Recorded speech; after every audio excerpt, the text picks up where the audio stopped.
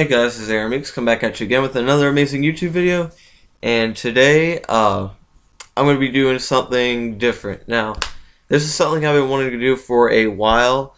I'm going to be doing a review on the most recent episode of The Walking Dead. Now, I really want to start doing reviews. It's something I wanted to do for a long time, but this isn't just going to be restricted to The Walking Dead. I'll do it on all types of shows, but I don't know if you guys know or you can tell by my intro, but I am a huge Walking Dead fan. Although I have not read the comics. The only reason why I know so much information about the comics is because I've done research and to know, kind of get an idea what's going to happen.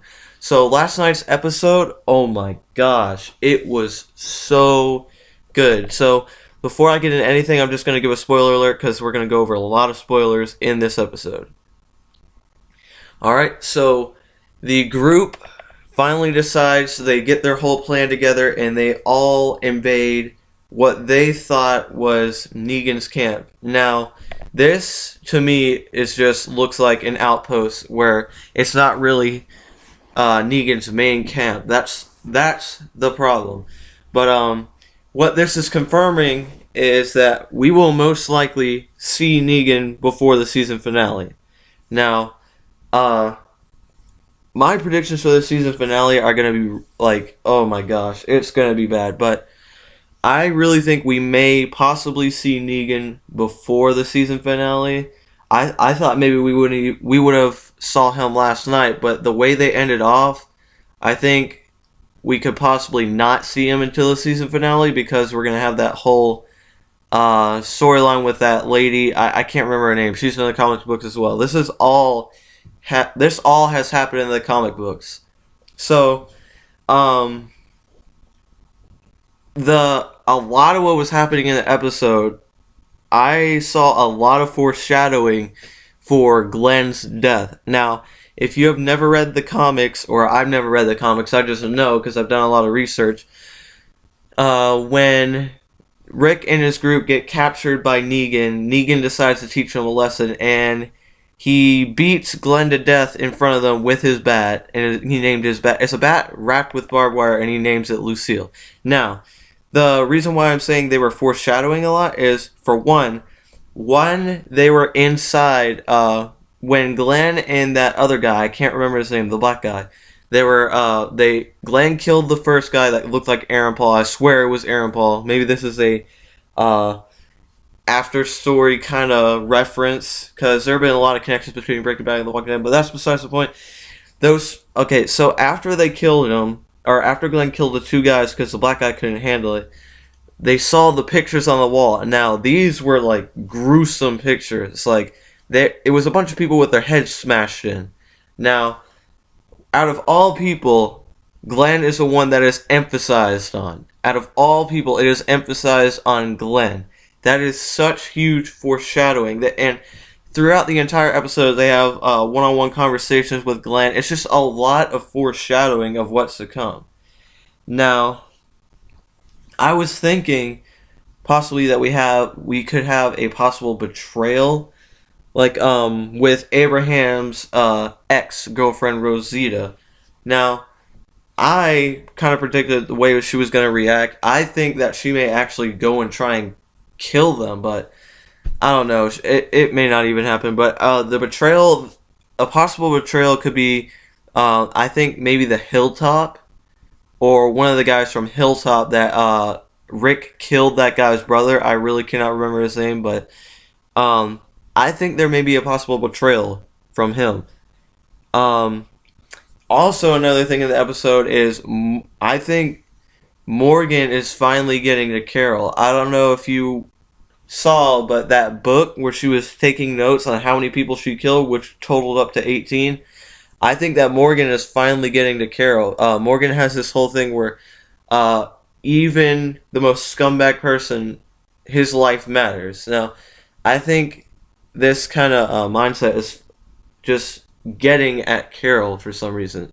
She's starting to feel the emotions of the person she was before she became the survivor she is now. Also, I am almost 100% sure that Daryl is not gonna die. There was a lot of speculation that possibly Daryl could die instead of Glenn, but in a few episodes back, Daryl met this guy, Dwight, or I don't know if they announced his name, but his name is Dwight. In the comic book, there's a whole entire storyline with Dwight, and now that Daryl has been introduced to that character, it's kind of confirming that he will live on into season 7 because they still have to fulfill that entire storyline. Unless they get somebody to take his place, I don't know. But, well, I'm not saying that the whole storyline with Daryl and Dwight was in the comic books, because Daryl was not in the comic books, but Dwight was included in the comic books with a different character, and they decided in this case to put Daryl in that position. But Daryl was not in the comic books, if you guys didn't know. But everybody should know that by now. But yeah, Daryl was not in the comic books. Another thing that I have been wondering is, you guys all know Jesus now. He's awesome. He's kung fu, all that type of shit. And apparently in the comic books, Jesus is actually gay. Yes, he is gay. They have not said or shown any signs of him being gay on the show, but that could go either two ways. But is he gay? I don't know. They may have decided not to make him gay for obvious reasons. His name is Jesus. They could end up offending a lot of people, but is he gay? Is he not? I wouldn't really mind. I'd rather him not be gay because, I don't know, it's just kind of a better role model to look up to, I guess. I don't know. But let's move on. Finally, if you watch the episode, finally, Gabriel has finally become a part of the group as a reliable individual. He has finally stepped up. Now, I'm not saying him being a preacher and believing that God was holding him back, because I think that's good. I think that's good in this kind of apocalypse setting. There needs to be somebody like him in this setting. But he has finally stepped up to where he can be a supporting individual to the group. Somebody who's not just a burden, somebody who could actually help out. And I was actually surprised because I don't know if...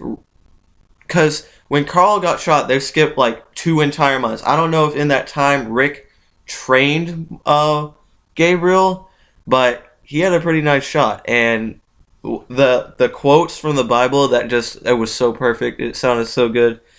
But let's move on.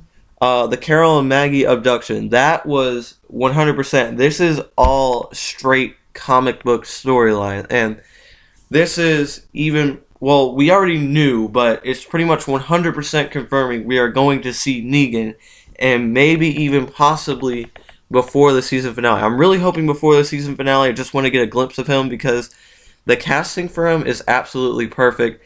And even though he is 10,000 times worse than the Governor, I don't know why. It's just so exciting to see these types of characters and see how they are imagined into the TV adaptation. Now, also, and this is my final thing, also something very, very interesting in tonight's episode. Glenn has killed his first person. Now, I swear on my life, I will put a picture up if I can find one. I swear on my life, this guy is Aaron Paul. If you do not know who Aaron Paul is, he was Jesse Pinkman in Breaking Bad. And if you never watched Breaking Bad, then you haven't lived. But I swear this is him. I've watched it like more than once, and every single time it's not like me just mistaking him for somebody else. It has to be Aaron Paul.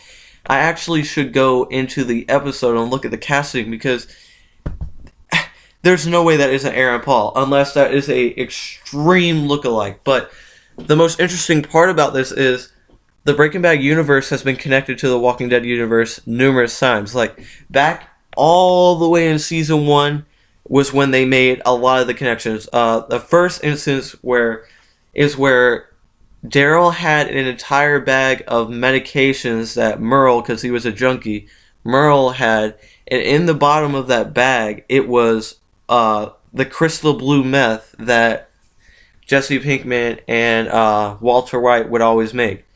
Now, also in the first episode, the red Mustang that oh wait, I don't think this may be the second episode.